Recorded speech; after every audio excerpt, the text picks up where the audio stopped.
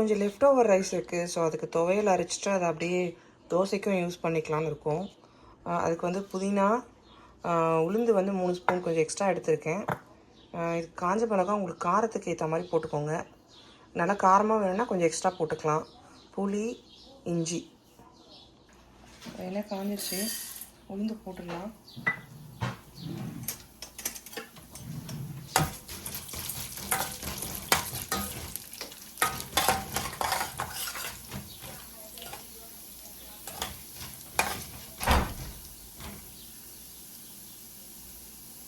இதில் கொஞ்சம் புளி போட்டுக்கலாம். அந்த புளி வந்து எண்ணெயில் வதங்கும் போதே போடணும், இல்லை அது மிக்சியில் அரைப்படாது.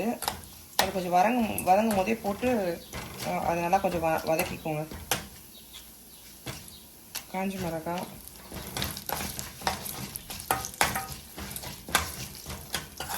இந்த உளுந்து கொஞ்சம் கலர் மாறட்டும்.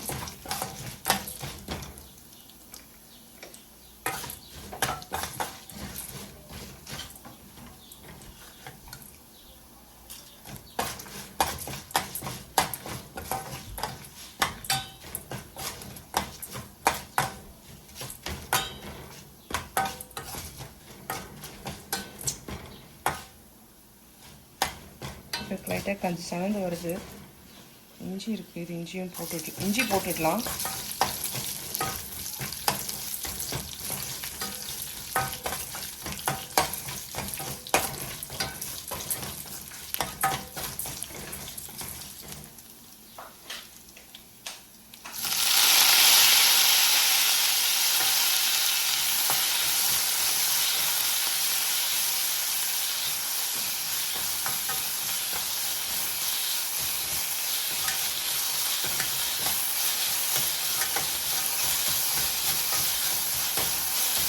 இதுவே போதும் வதங்கினது, ரொம்ப வதக்கணும்லாம் அவசியம் இல்லை, இதுவே போதும்.